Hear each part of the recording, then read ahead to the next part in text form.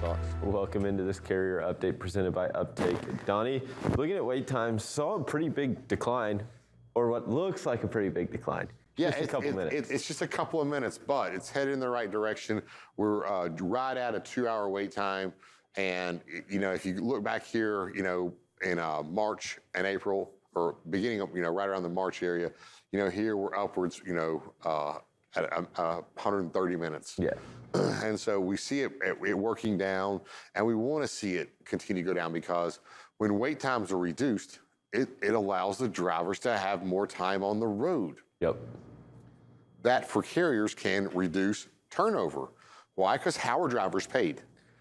How many miles? Miles on the road. So if they can't get as many miles per day, their payroll is going to decline. Their payroll declines, they're going to go to another company. And it may not always be the carrier's fault of why drivers are not getting all these miles. It could be the markets that they're operating in. Yeah, for sure. I mean, that's the luxury of looking at wait times is we have it broken down by miles. We know we have it broken down by market. You can tell which markets are problems in terms of wait times and which ones aren't. Yeah, and this is not for just the market. Yeah. This is 2 hours loading.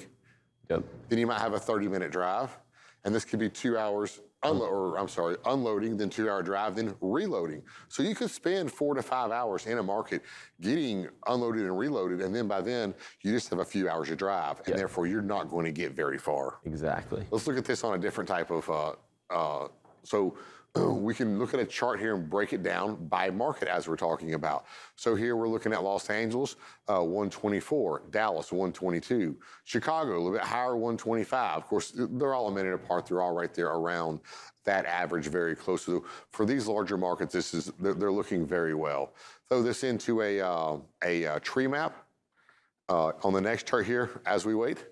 And we can see what the worst markets are in the top left, working its way down and to the right to the best markets that are down here in the bottom right. Shreveport, 160 minutes, so almost 3 hours in the Shreveport market to get loaded. Salt Lake City, I was kind of surprised to see Salt Lake City up there. It is a bigger market, it is a sophisticated market, and it's at 159. They need to work on that. Lakeland, Florida has always been a very tough market. It's in Florida. Florida's always tough on markets. It's very loose capacity. And of course, when we hit peak seasons, you'll see wait times drop, but that's only because they'll go out knowing that maybe the Christmas rush is coming up, knowing they're going to be extremely busy. They'll go out and they'll hire a bunch of people for short-term labor, and then we'll see wait times drop. So using this tree map here, this is a good one. You can do weekly change, monthly change. This is a daily change, and you can see what direction it's headed. A few shout-outs here, though. Rapid City, South Dakota, 85 minutes. Erie, PA, 95 minutes. These guys that are getting it done here. Cape Girardeau, 100 minutes. Cape Girardeau has a couple of very large P&G plants, so that's very surprising to see Cape Girardeau, but they're doing a great job. Charleston, South Carolina, 103. Awesome. Yeah, it's nice to see this in a lot of green. So awesome stuff, Donnie. We'll be sure to check in with you again a little later. Right now, back to Michael and Anthony.